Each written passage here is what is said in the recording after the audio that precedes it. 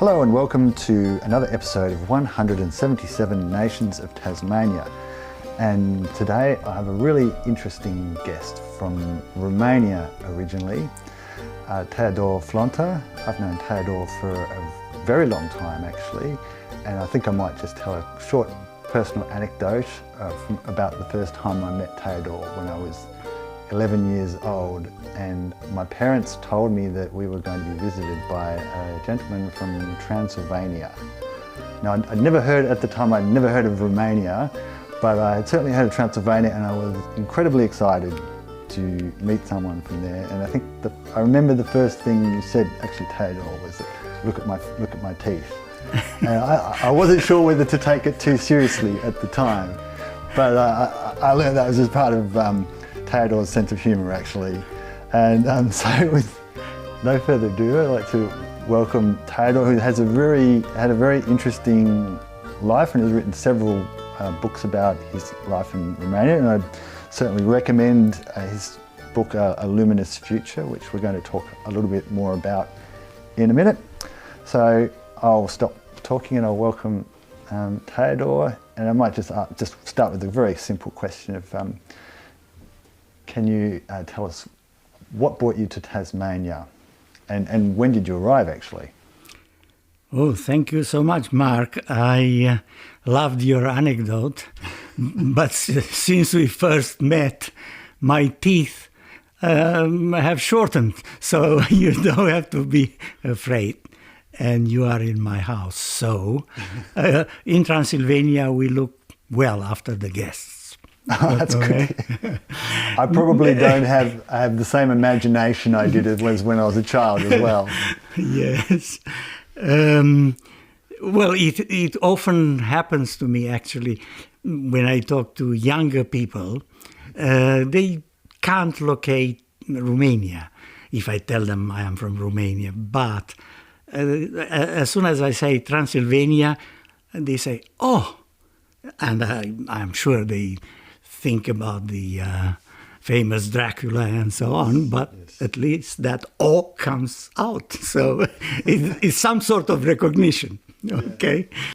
I left Romania, so to answer your question, it's a very long story, this one, but I'll cut it. I'll try to be short. So I actually left Romania in January 1972. As you know, Ariella, she's Italian, so we married with great difficulty in Romania because Romanians shouldn't have had contacts according to the law in Romania. Romania at that time shouldn't have had contacts with foreigners. Imagine with Westerners. That was forbidden, really. But we met. Perhaps the story, I will tell the story later. We met, we fell in love in Romania, and then I managed to go to Italy. And we lived in Italy for close to 7 years. Had 2 boys whom you met, you know very well. And we all came to Australia in 1978. It was August, end of August. In Italy it was hot, summer, so on. But we landed in Australia, in Adelaide. I mean, we came to Adelaide, so it wasn't a shock. Perhaps if we had come to Tasmania, August is still a cold month. Yes. So coming from summer to winter. Lupoaia, Transylvania, February 13, 1951. Sometime after midnight, a black windowless van with its lights extinguished stopped in front of our house. 4 men hurried out. 2 of them entered the courtyard and headed straight for the door, while the other 2 jumped over the fence. One stationed himself beside the back window of our bedroom on the garden side, and the other at the front window overlooking the road. When they were all in position, the first man tried the door handle. He turned out to the second man, shook his head and peered through the window. Too dark to see inside, He shook his head again. The second man took a step forward and knocked on the door 3 times. "Flonta Pavel, open up," he commanded. They waited for half a minute. The man knocked louder. "Flonta Pavel, we know you are in there." I was asleep in the same room as my young parents. The loud knocks on the door woke me up, and as if having a bad dream, I started crying. Mama rushed over and took me in her arms. In the dark, I saw the shadow of my father grabbing clothes, opening the window and closing it again. "They are everywhere," he whispered. "God help us." Mama crossed herself. "Open immediately, otherwise we'll break down the door. We know you are in there, Flonta Pavel. We want to talk to you."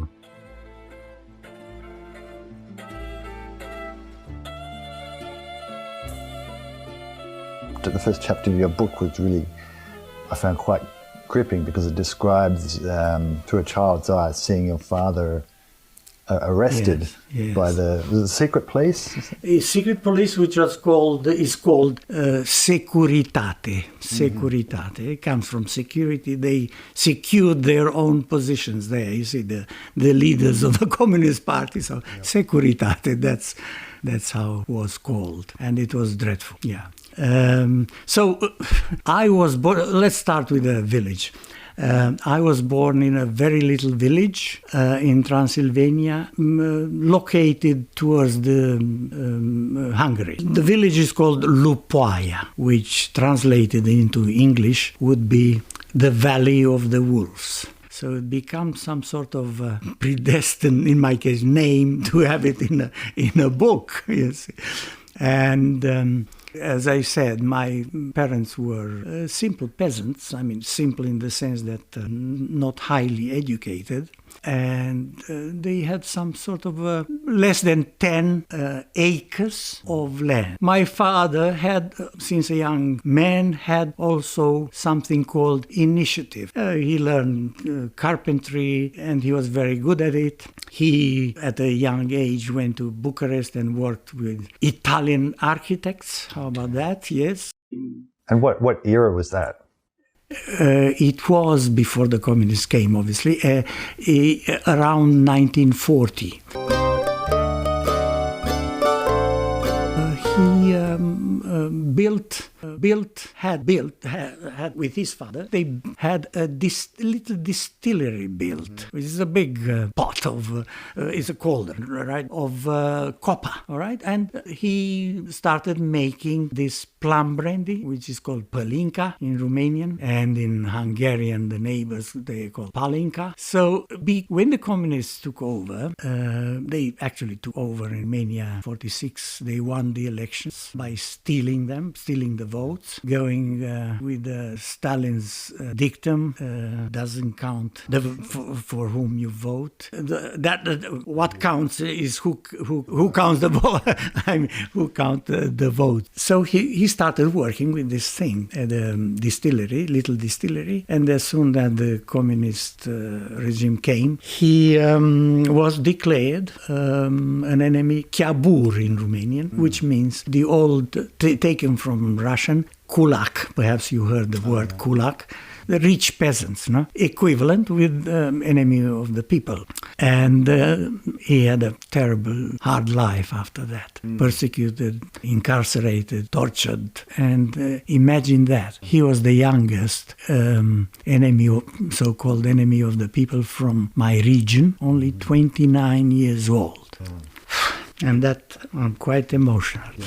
Sorry. What my father was guilty of was that he employed seasonally for 3 months, 2 months a year, 2 people. And that in the communist language is exploitation of man over man, right? So they said that these people, like my father, had either accept to be re-educated, that means saying yes sir all the time to what they asked, or destroyed, killed. Hence the torture, the imprisonment, the harassment, and that sort of thing. So, because communism, to many people, I mean, this communist ideology, it appears, can appear, oh, nice, beautiful, let's all be equal, let's all be this and that. But it's all a lie.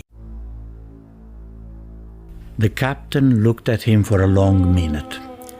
My father was expecting the worst when the captain called the young militiaman and had my father taken out of the room. Instead of going back to the basement, he was put in a solitary cell, a tiny cell, 1 meter by 1.5 meters. A light bulb hung from the ceiling at eye level, permanently on and blinding him. His only companion was a tub which served as a latrine. The walls dripped with water, while the floor grate, which cut into his feet, covered a stream of cold water. The overflowing latrine reeked, and the drop of water, made to fall onto his head at regular intervals, drove him mad. It was cold, so cold, and he was naked. He leaned his head against the wet wall to try to ease his agony. Unexpectedly,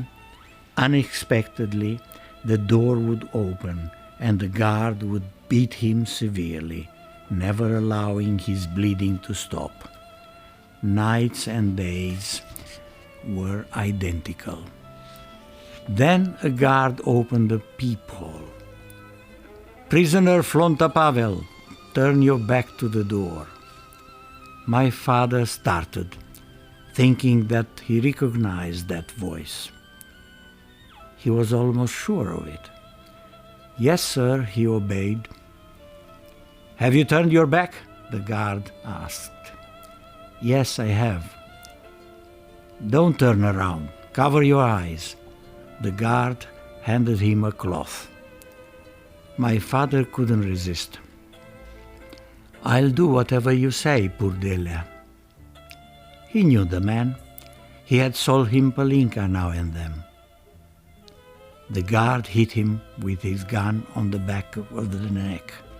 The guard hit him with his gun on the back of the neck. "You don't know me, scum," he said in a harsh voice. "Oh yes, I know you too well, Purdelea," my father insisted.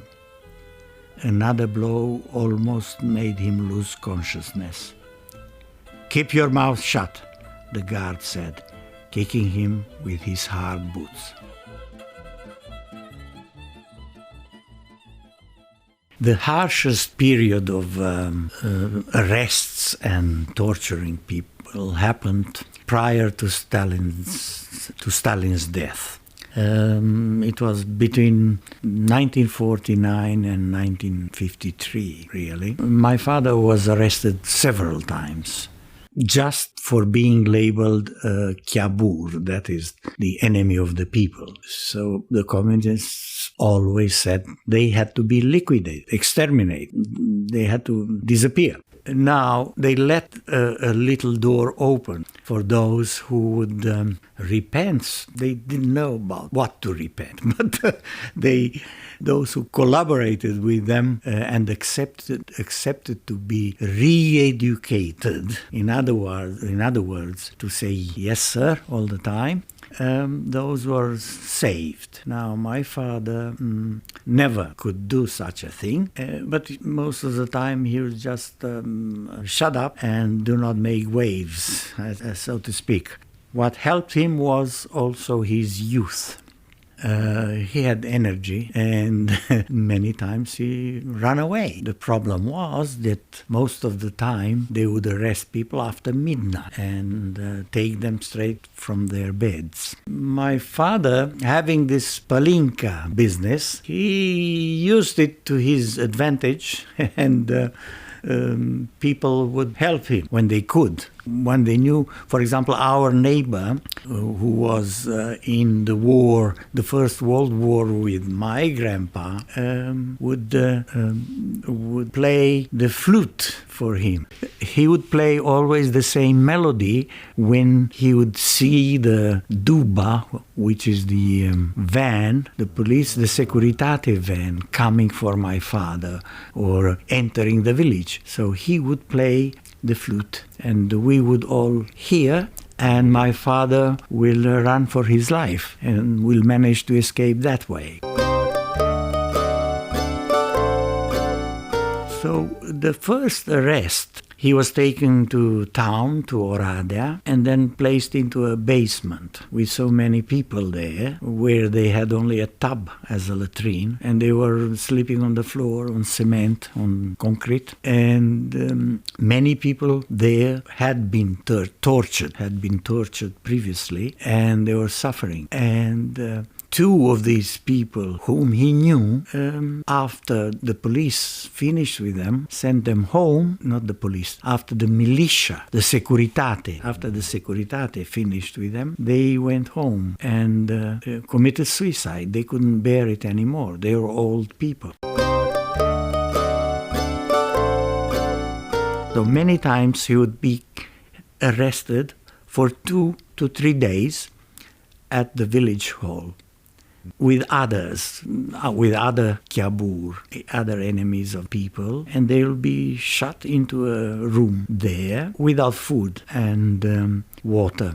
And my mother and I would sneak in at night and pass through the grate there, the door grate, pass the parcel with a bag with food and water to my father, and he will share that with them.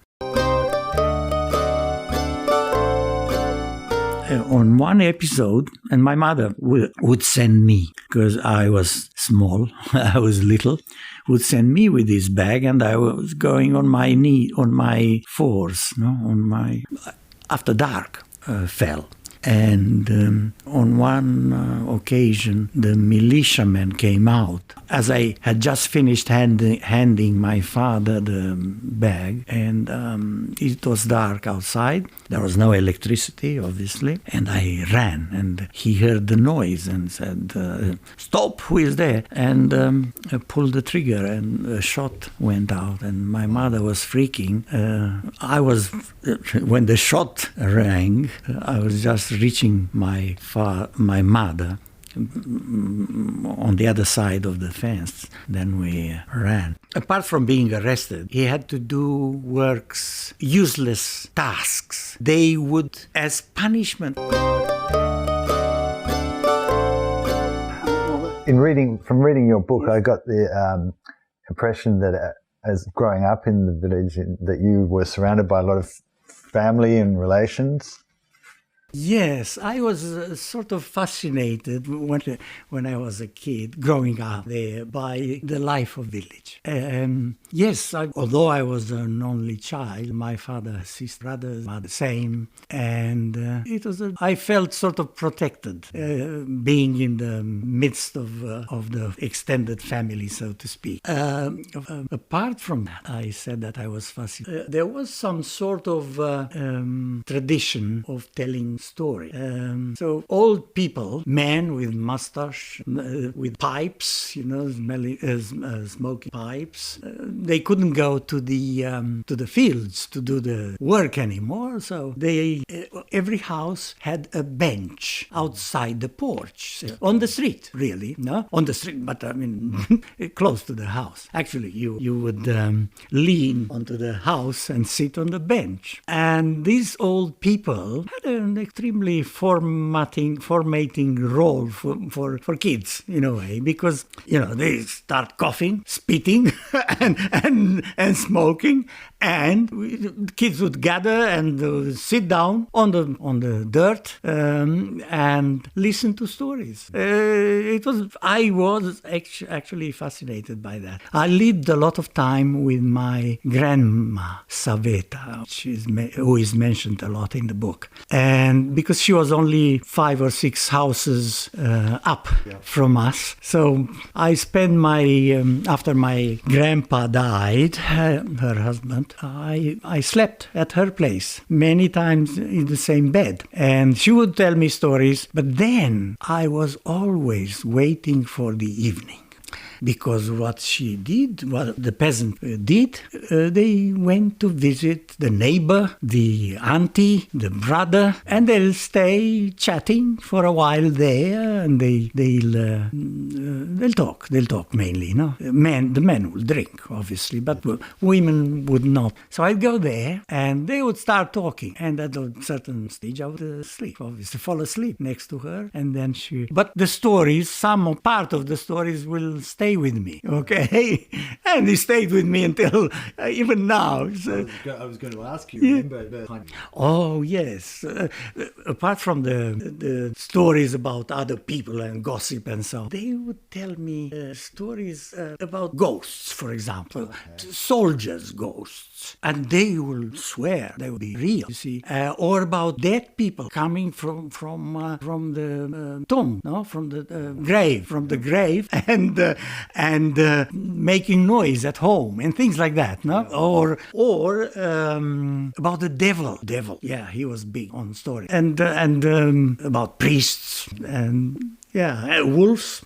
Yeah, because we had a big forest between my village and neighboring, some other, on the north, no? Neighboring villages, and the wolves were there, always with us, no? Particularly in the winter, you could see them sitting on the margin, edge of the forest. I presume most of a lot of people in the village were like farmers or living on sort of agricultural. They were simple peasant. That means their only means of sustenance was the land. So they would cultivate grain, you said, and maize, the corn, in other words. Yeah. Yes. Then barley, rye, all this. Then potatoes, carrots, tomatoes, everything. That's how they lived, really. They didn't have jobs. They lived if they cultivate properly their land. And as a young boy, my papa would take me with him to fertilize the land. How? He had ox stage, and then he upgraded to horses later on. So people, I'm talking about that age, right? We're talking about 1940s, right? So the tradition was that men would drink for sorrow when they were sorrowful and when they were joyful, right?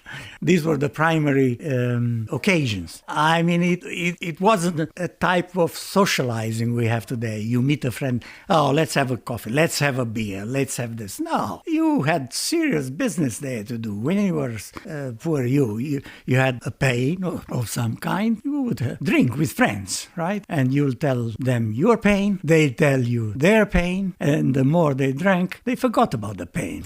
And then when joyful occasions, having a boy, it was the top.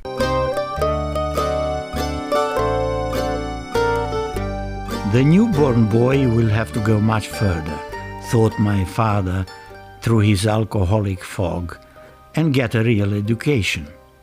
The circle of ignorance that has subjugated the family for centuries would have to be broken.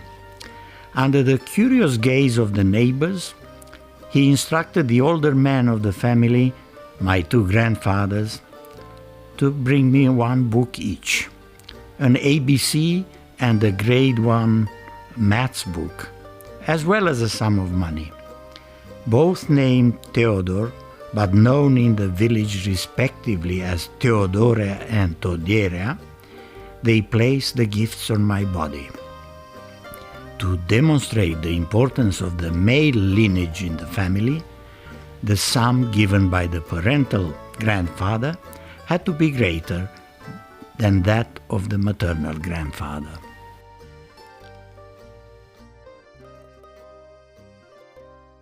My father was not good at school, so he always told me, right?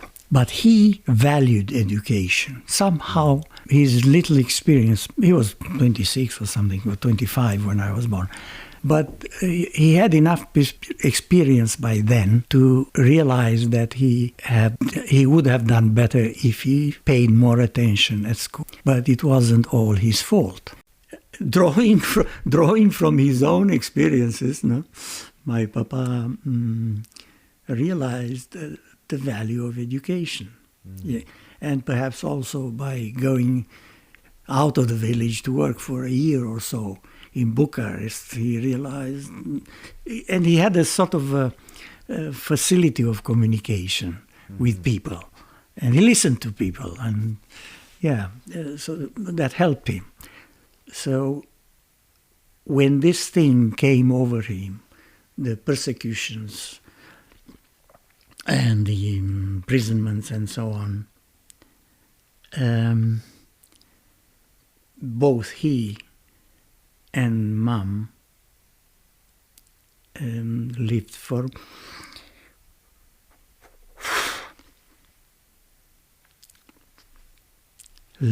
me.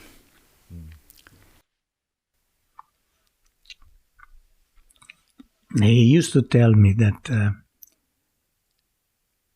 education was my salvation. Using these words really. And he talked about books being really deep in his thought, saying that books know more than people, that I should read them. But he added, if they tell the truth. He was really aware of what happened in communism, what happened to everything. Yeah. Because books were censored, and you couldn't publish a book, for example, which presented ideas different from the one. Yeah. No, their views, the communist views.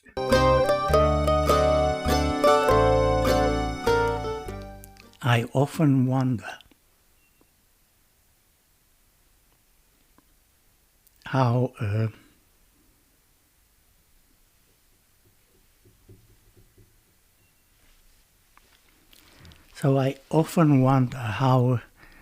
an uneducated man could come up with such a sort of comprehensive, deep thought, no? Yeah. He realized what went on. And I had to think over the years, because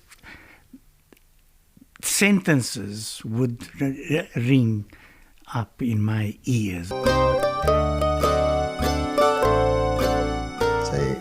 you keep in touch a little bit with the Romanian, what's going on in Romania still? Oh yes, I read the Facebook, the newspapers, daily almost. Now I'm more into Italian newspapers because they have more things happening apart from the pandemic and other things politically. But Romania has become a bit monotonous.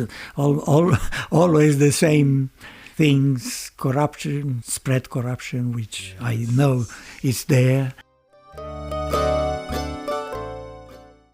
One always looks for something different. It's part of a person's curiosity in a way. But in my case was the realization that I couldn't live in a place like Romania forever.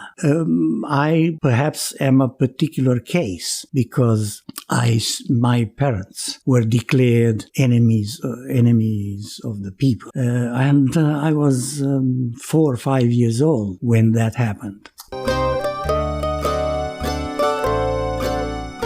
It started with my primary school, okay? When I discovered a new language, Russian. So they started teaching us Russian in grade 4. And here you are, I am the best in the class, right? We are not many, but I was the best. And then the teacher gave me a prize. One of the rare occasions the teacher praised me because she wouldn't, because my father was an enemy of the people, you know. So, and I said, oh, this is nice. I am good at something. So the teacher praises me. Before that, she would always sort of humiliate me when she would have an occasion to do that. Yeah. Although I knew I was the best in the class. And she knew that, and she gave me the best marks, right? She put it on the cover, I remember, on the cover of her book. And now, so, oh, good, I can do, yeah, Russian. So I discovered other worlds, you see, through a language. I go home, and I say, Papa, very happy. Today we learn Russian. And he doesn't say anything, just serious. I can write in Russian. And he said, okay, write. And I write Ada Doma. And unexpectedly, he didn't praise me. Just stood there and pondered and looked at me. Because he would always, praise me. Yes, good boy, that's the way to go. Things like that, no? When would come home with a good mark or happy, in a way. And then he started, I never heard him before, said, I'll give you an approximation of what he said. These bloody idiots, and I wouldn't go into more vulgarity, Russians, they ruin our country. They are the worst bloodsuckers in the world, and that's why I suffer, because of them. So yes, so I learned then from him how a bit about the world. There are different worlds. Some are better, some are not so good. But Papa continued, he said, but listen to me, you learn Russian, because who knows, but you should get good marks, but don't get too hooked on it, something like that. I realized then that languages was sort of, I had some attraction to languages, right? Yeah. I was a teacher in middle school, not the elementary, in middle school, in the school next to my village. So I was walking or going by bicycle to my job for a whole year because, and I was a titular, so to speak, because although I didn't have a degree, because there was a shortage of teachers. Okay. Now, you must learn, in communism, they did this.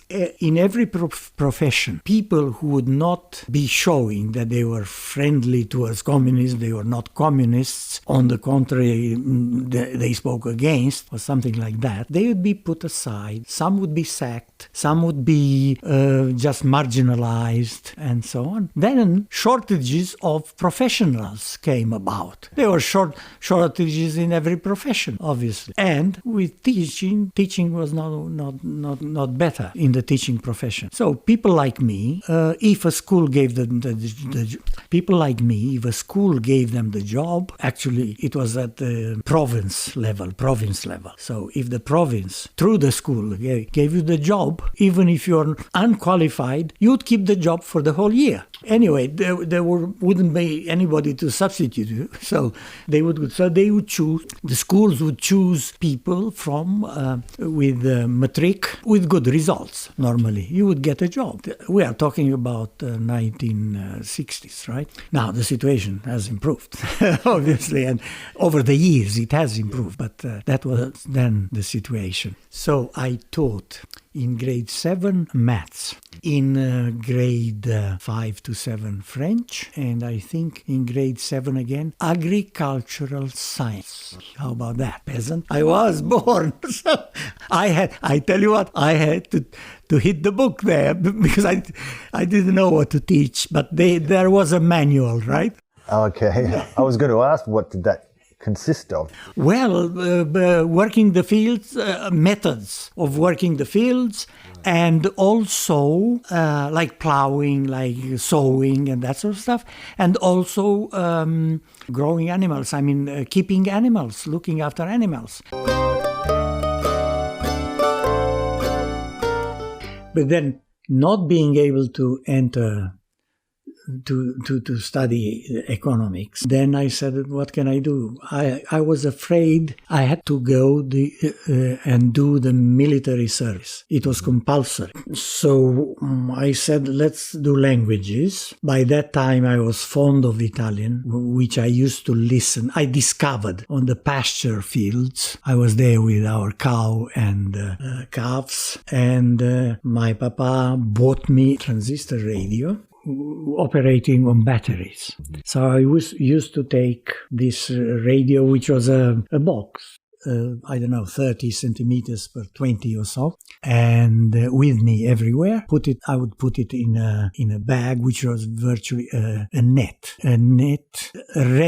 It had to be red, communist, right? And a red net, and carry it with me on the fields and listening to the radio in various languages, neighborhood languages from the neighborhood, Bulgaria, Serbia, Hungarian, and so on. And I discovered one day Italian, and I fell in love with that language, with the sound. Yeah. Actually, I remembered my grandpa my grandpa was a prisoner in Italy, a war prisoner, First World War. Oh, right. Yes, but I was very little when he died. But my neighbor was also a prisoner with him in war, and I told him one evening he heard me listening to this radio on the porch there outside. I wanted everybody to listen to Italian, right? Mm-hmm. I was sharing very generously with everybody, loud sound, which was allowed in the village. And he said, "Oh, you learn Italian, Teodor." I said, it is Italian then. Because I had doubts, you see. And he said, "Oh, yes." And he started teaching me words like caro, amore, buongiorno. He remembered these words and he would teach me. And then he said, "Oh, you pronounce them better than me." All right? And then he started talking to me about my grandpa life. He knew a lot.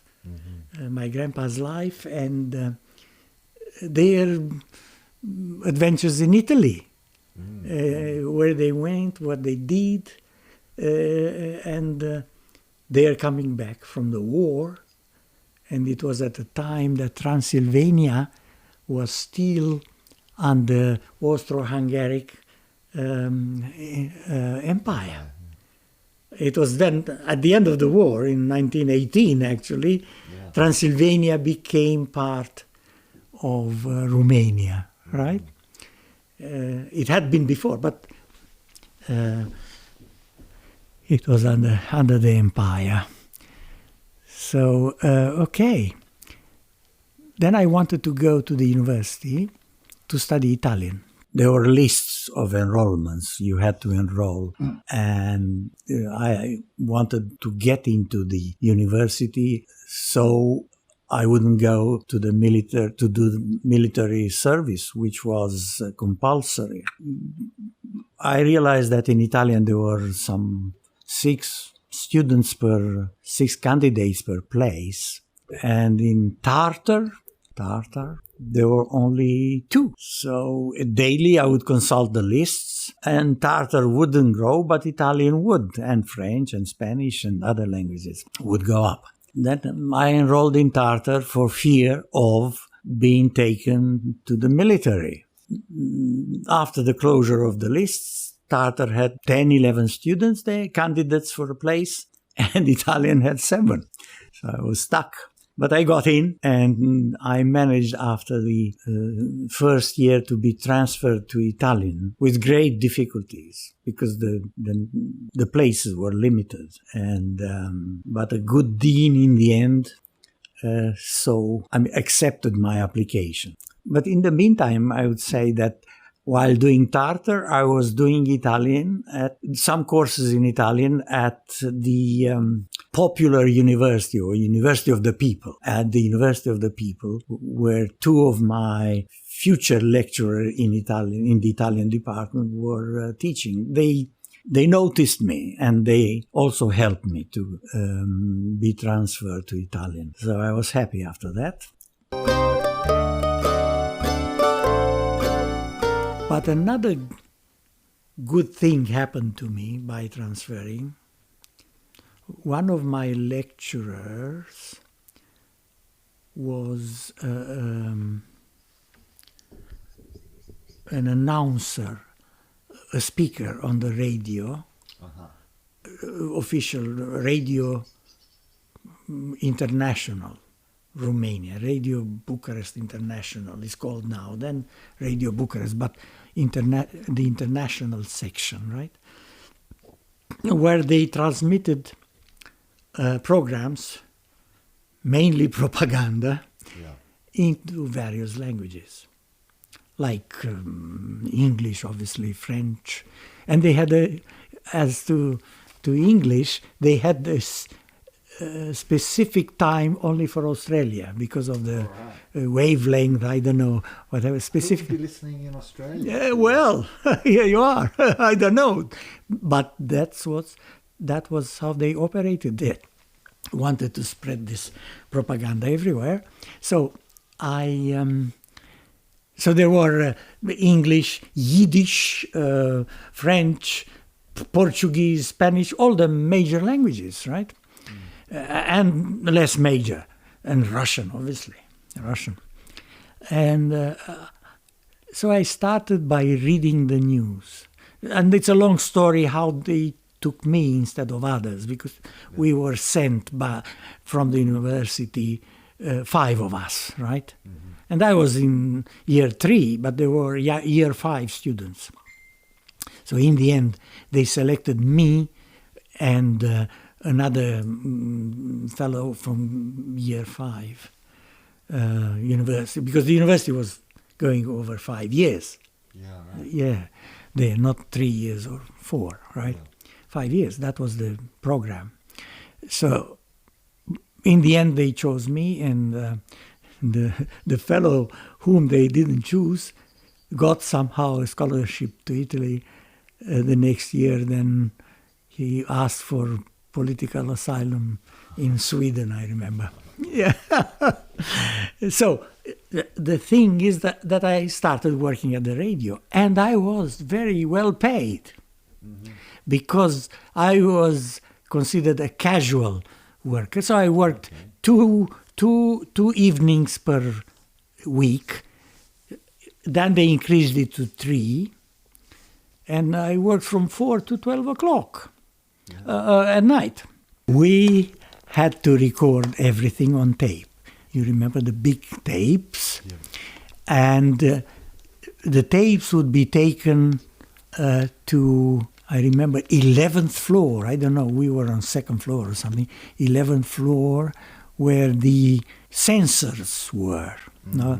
They had to look at the tape to think, to that everything was okay. And one of the redaction, you say, one of our section of Italian was always in charge, a trusted person, no? That I wouldn't say bad things, but everything was, we had to read word by word. We couldn't talk freely, we couldn't deviate from what was there. So I did this for 3 years until I went to Italy until the end of 71. So I did this from late 67 until 71, 4 years. Okay. I did this, yes.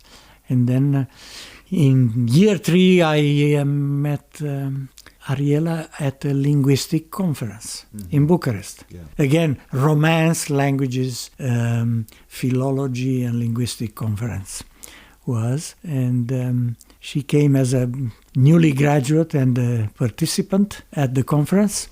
And I was sent by the university to attend to the request of these people. Then to be at the door and if they ask questions, where to go, things like that. Okay.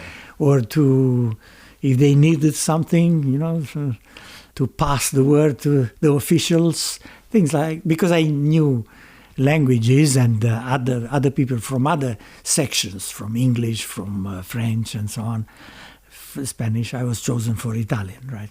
And then, stroke of luck, I met the woman of my life. When Ariella and I were engaged, she was being her a foreigner, she couldn't practically go, we couldn't share the same environment, let alone having the same cabin in the mountain or having the same hotel room and so on. Not that we did it often. In order to go over these obstacles, I knew I had to pay, and I did on a few occasions. And but I'll tell you another story about our things, about my relationship with Ariella. So we were engaged, and Ariella and I decided to go to the Black Sea. It was summer, and we went to the National Tourism Office, to a touristic office there in Bucharest, and they said we had to book a hotel, to book things. Well, you can't, because she's a foreigner, so you can't get a room, not even 2 rooms if you are together. All right. So we said, okay, because she was a foreigner. So we went, and we found rooms were available, but they were given to you, particularly when they knew that they could exploit the situation, the owners knew, not the owners, the director there, because there were no owners. The state owned everything. But the man in charge, or the woman in charge, they would, some would become rich, all right, by doing this, because they would invent excuses also for Romanians. We don't have a room, but if you winked at him or at her and showed some money, things would be fixed. So we got our rooms there. Then we had breakfast or lunch included, or we paid, I don't remember exactly, paid for the whole day food there. So we had a surprise when we went down to the refectory, the restaurant.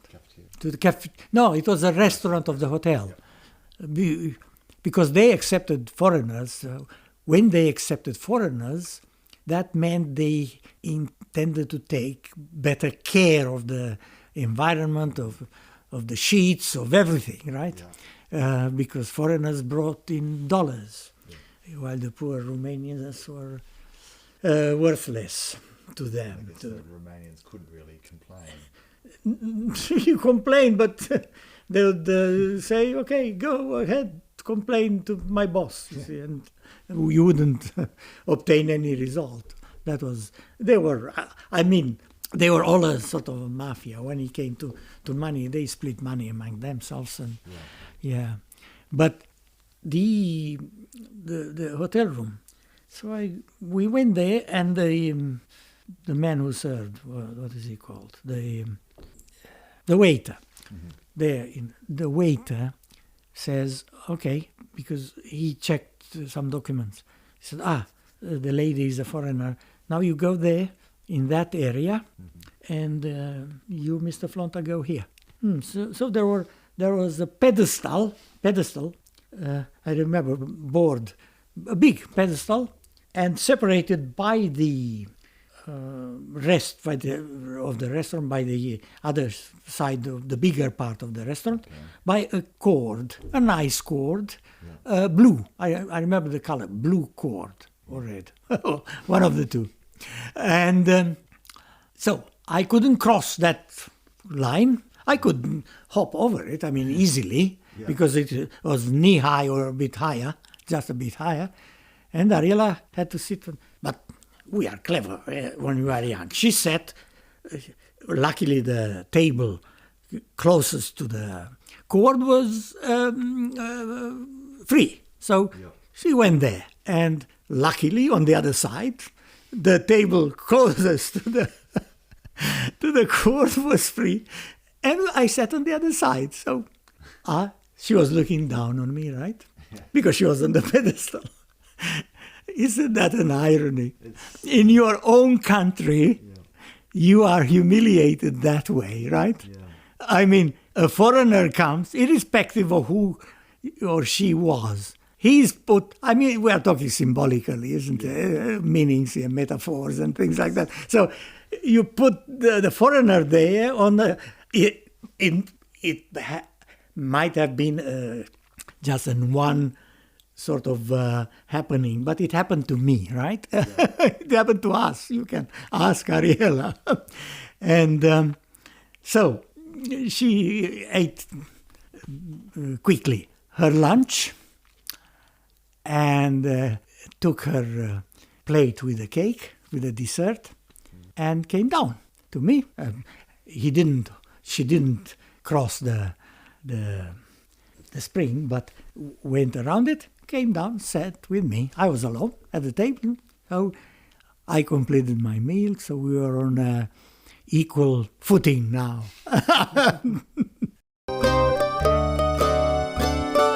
A long story with big events in it, Ariella and I, and then I managed to leave and start a new life in Italy. And as I said before, I learned there what freedom really was, but I also learned that you had to fend for yourself, and there was not much choice for me. While Ariella was in the system, she was Italian. I knew Italian, but many Italians knew Italian much better than me. So here I was, didn't have a profession, so to speak. And I tried a few things, didn't work. But in the end, if you sort of want something badly, hopefully you can achieve it. For me, it wasn't such a smooth transition, in the sense that I arrived in Milan. We lived with Ariella's mother. They lived together, only the two of them. Her other brother and sister were away. From the economic side, we were okay. But the women worked, and I didn't have a job, okay? And I felt that from the first week. My English is not so good because I started learning it at 30-odd years.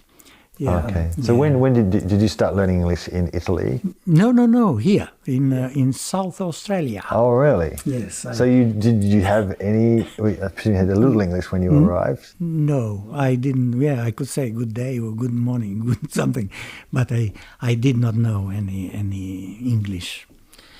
When I arrived, I could read five languages, 5 Romance languages, and managed to talk, to get my way through 3 of them, 4 actually of them. Yeah. But because I should mention for people who don't know that Romanian is not related to the languages, the Slavic languages. No, yes. Many people said to me, it's a Slavic language. No, Romanian is a Romance language. That means, not romantic, means, as some people say, means Neo-Latin language.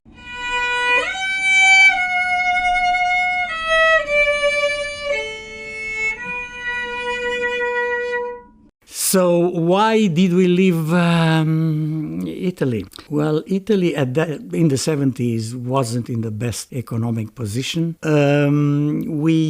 I personally couldn't find a good job. I did work all these years there, but I did what I could. And from humanistic education, I had to work in constructions, for example, but not physically, in the office. But anyway, we earned a decent living there, and Ariella had started working at the university at that stage, anyway, in a school at the university. And then an opportunity came for a position at Flinders University in Adelaide. So we went there, and it was for Ariella, actually. So she won and she was the chosen one, so to speak, and she taught in 2 departs, in Italian and Spanish. And then I started working in the Italian department there and doing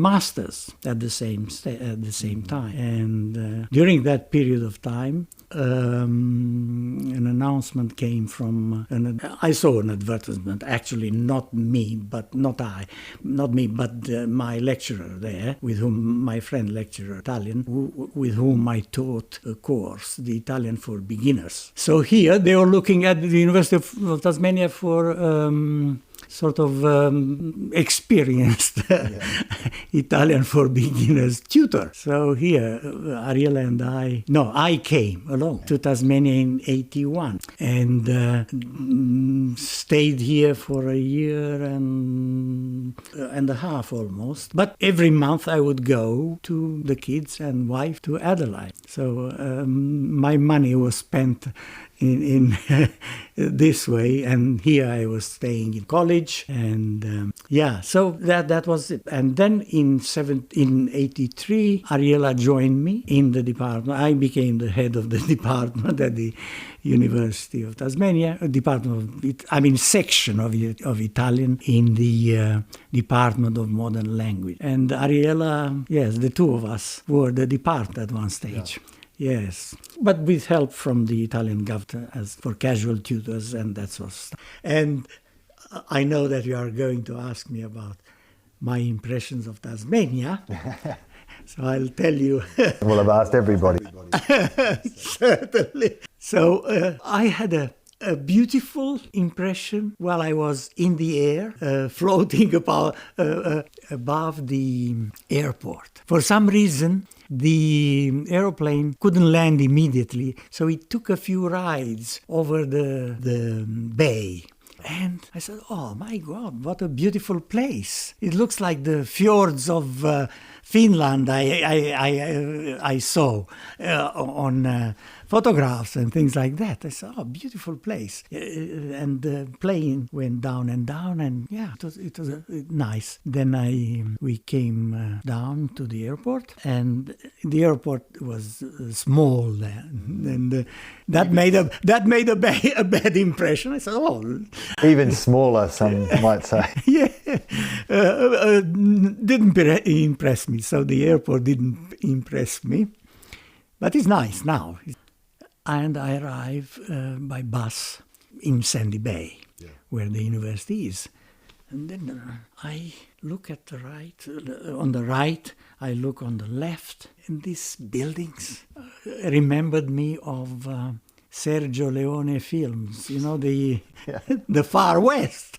I said, what is... You see, because in Europe, even in the villages there, you have houses made of bricks, things like that, solid. But it gave me an impression of such a flimsy thing. It wasn't. They were as if they were not going to stay there for long. You see? Oh, you're talking about the university building? No. Before coming to the university, just in the center of Sandy Bay. Now it has evolved a bit, but I'm talking about 81. So there were all these white panels, sort of. I don't know. I had this impression that they were temporary. Well, we had a bit of a problem. Particularly Ariella and the kids, because, but not real problem, but their perception more, no? That the Adelaide was more cosmopolitan. There are more Italians, and obviously we are surrounded by Italians at the university. Was Italian students were studying Italian, so. So when we came here, after a couple of weeks or so, when I couldn't accompany Ariella and the kids with a car, they would take the bus. Mm-hmm. And they had this impression, and she was talking in Italian to them, right? Yeah. And the kids... After a while, soon after, said, "Mom, don't talk to us in Italian anymore on the bus." And she said, "Why?" "Everybody's looking at us." So you embarrass us. Self-conscious. Self-conscious, yes. So how did the offer from Australia sort of come about? I found it in the newspaper, Corriere della Sera. I was interested in politics, and I read the newspapers and what happened in Italy daily and so on. So we used to live not far from the San Siro, the stadium, the soccer stadium.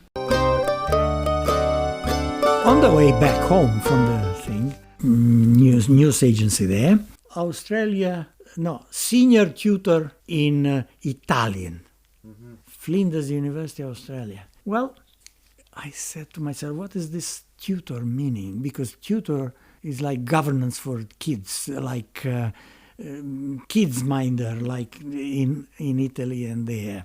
In our world, the tutor wasn't a university position, right? Mm-hmm.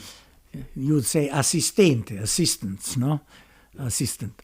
But so I came home and we looked at it, and the salary was bigger than Ariella's salary in two jobs. She worked full-time in a school and part-time at the university, giving a course at the university in linguistics, structural linguistics. And so she understood more about this tutorship, and she started jumping up and down. It was for her, right? Because they required experience with language laboratory. And Ariella came out only a month before or two from a two month long course on how to teach languages with the language laboratory. Yeah. So, and she had experience at the university and in schools. She was a teacher, right? Yeah. I was not yet. And then she started jumping up and down. Let's go. But she said, I hate doing the documents and all that stuff, bureaucracy. I said, okay, you go, I'll do the documents and everything I look after that. And she said, yes. And I put together the documents. But then reality sank in. Ariella, her mother, was alone there. But she was still, able and agile and doing all the stuff a normal person does. And, she helped us a lot with the kids. But then this position at Flinders had become available because an Italian lady from Venezia, who lived on the Grand Canal there in a splendid house, had left Australia, had left the position after a year or something, 2 years perhaps. Mm-hmm. She just didn't fit here, she thought, no? Yeah. So why I know these things? Because the professor from Flinders University sent telegrams saying to Ariella, you go to Venice for an interview with this lady, and we'll take it from there. Because Ariella was the first on their short list. But they had 60 people on the applying, coming, because they were for 2 languages, Spanish and Italian, applying from South America, from Spain, from Italy, from everywhere where there were people. So, I accompanied Ariella to Venice, and this lady, because they were Italians, she knew that Ariella would speak good Italian. She started speaking to Ariella in Spanish, which I also understand. And Ariella naturally just went into Spanish, and the lady said, let's stop doing this charade. You speak Spanish better than me. So they gave us the job. They gave Ariella the job. But the big thing was that my boss didn't know anything about this. So many people from the office had taken the vacation, right? Because in August in Italy, everybody used to go on vacation. And then I told him that I'm going to Italy, to Australia. And he looked at me, Australia? Are you stupid? No, I don't think so. And he said, what are you going to do there? I don't know. In the meantime, we have a job. Ariella has a job. And he said, oh, come on, Flonta, don't be silly. I'll double your pay. He was mean before that. I'll double your pay. Oh, thank you. I said, for your offer. It's a bit too late. From there, it was a beautiful thing. The University of Flinders paid our travel for the boys also. Stefano was 4 and Francesco was 5. We didn't take too much extra luggage, but we did take some. Try to stay within the limits paid by the university here. Yeah. And then we had to toss, Ariella and me, for the hand luggage and for the suitcase, between pasta making machine and a big English Italian dictionary, right? And I think we made the right choice. We left the pasta machine at home, took the dictionary with us, and it stood us in good stead. Ariella knew a bit of English, but her English was Shakespearean English. So, yes, she studied Shakespeare at one stage in original. Yeah. And we came here. She didn't understand much. Yeah.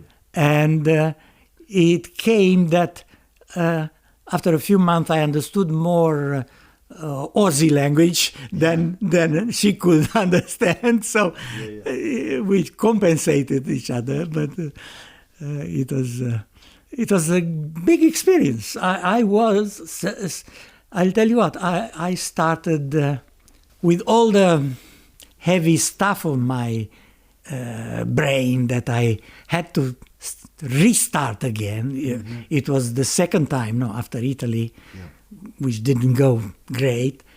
I had to restart again here. So I took it as my last chance in a way. Yeah.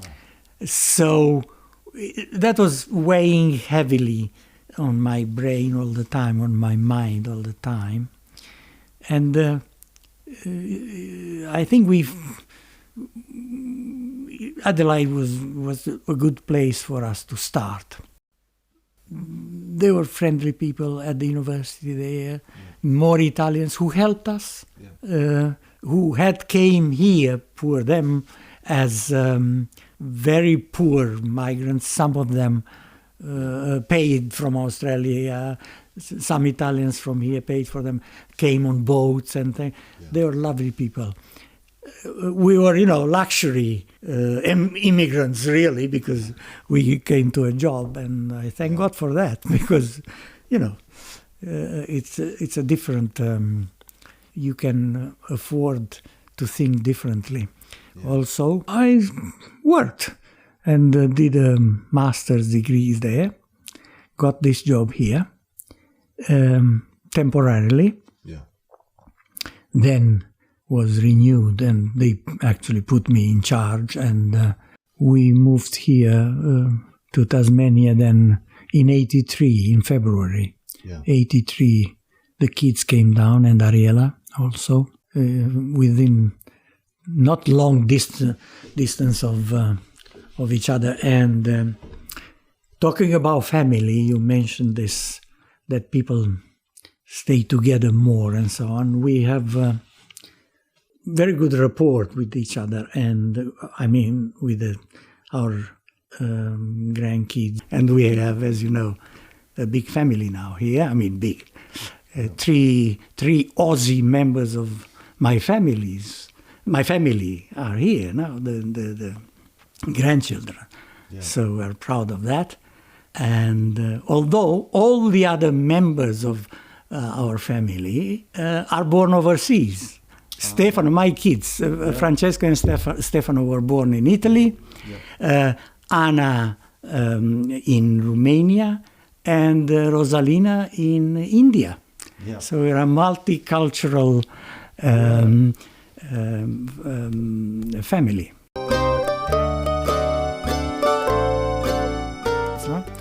But I'm glad you mentioned lockdown, because to make a comparison to what I lived when I was under communism, you see, that was total lack of freedom for us. And I think it's for the first time the whole world, and particularly the Western world I relate to daily now, has experienced such an extended, actually, lack of freedom imposed by the government. Okay? Now imagine to have a government which imposes on you and on your friends, on your family, on everything which moves, to live in cages. Yeah. That's what we live there. And here we can accept a lockdown for a month, for 3 months, or 6 months. We can accept it. We know that this will end. But there, you don't know.